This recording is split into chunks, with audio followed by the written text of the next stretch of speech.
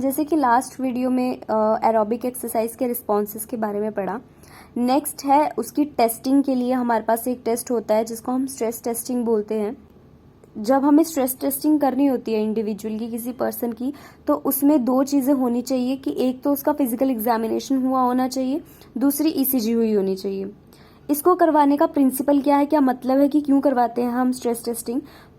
मतलब पर्पस इसका ये है कि सबसे पहले तो ये है कि अगर कोई लेटेंट हार्ट डिसीज रहा हो तो उसको डायग्नोस करने के लिए करते हैं। कार्डियोवास्कुलर फंक्शनल कैपेसिटी को इवेल्युएट करने के लिए करते हैं। जो हमारी एक्सरसाइज ट्रेनिंग हम उसको करवा रहे हैं उसमें उसके रिस्पॉन्स कैसा है उसको इवेल्युएट करने के लिए करते हैं।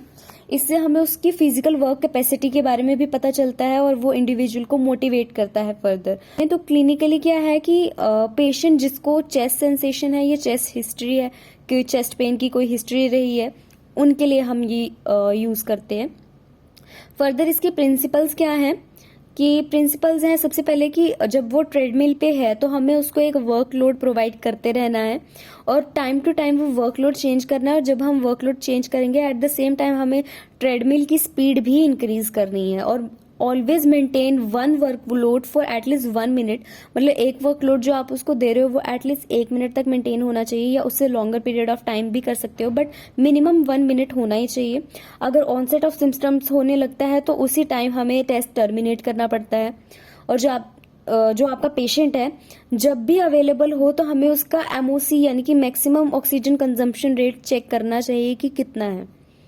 फिर क्या प्रिपरेशन करते हैं हम जब हमें स्ट्रेस टेस्टिंग किसी पेशेंट की करवानी होती है? तो सबसे पहले पेशेंट अपना अपॉइंटमेंट लेता है, फिजिकल एग्जामिनेशन करवाता है, ईसीजी करवाता है और उसके बाद एक कंसेंट फॉर्म साइन करता है। आफ्टर दैट हम उसकी स्ट्रेस टेस्टिंग कर पाते हैं। फर्दर है कि क्या टर्मिनेशन पॉइंट है कि जब हमें ऐसा लगता है कि हमें स्ट्रेस टेस्टिंग बंद कर देनी चाहिए, अब हम उसको स्ट्रेस टेस्टिंग फर्दर प्रोसीड नहीं करवा सकते। अगर उसे प्रोग्रेसिव एंजाइना होता है, एंजाइना मतलब कि चेस्ट पेन होती है बहुत उसको, तो हमें उसी टाइम इसको टर्मिनेट कर देना है। अगर सिस्टोलिक प्रेशर में एक तरह का ड्रॉप आ जाए तो तब लाइट हेडेडनेस लगे, उससे कंफ्यूजन सा लगे, साइनोसिस यानी कि ब्लू अपीयरेंस हो जाए आप बॉडी पार्ट में कहीं पे, नॉजिया हो जाए, या फिर ईसीजी रिस्पॉन्स जो हो वो एबनॉर्मल हो जाए। अगर पेशेंट खुद बोले कि मुझे आगे प्रोसीड नहीं करना है, इससे आगे मेरी कैपेसिटी नहीं है, तो वहां पे रोक देना है। अगर ब्लड प्रेशर एक्सेसिवली राइज कर जाता है तो उस टाइम भी हमें ये टेस्ट जो है वो टर्मिनेट कर देना चाहिए। इसके लिए प्रिकॉशंस क्या ले सकते हो कि हमें हमेशा जो पल्स रेट है वो मॉनिटर करना चाहिए कि पेशेंट का पल्स रेट कैसा है, ताकि उसके हार्ट रेट में एबनॉर्मल इंक्रीज ना हो जाए।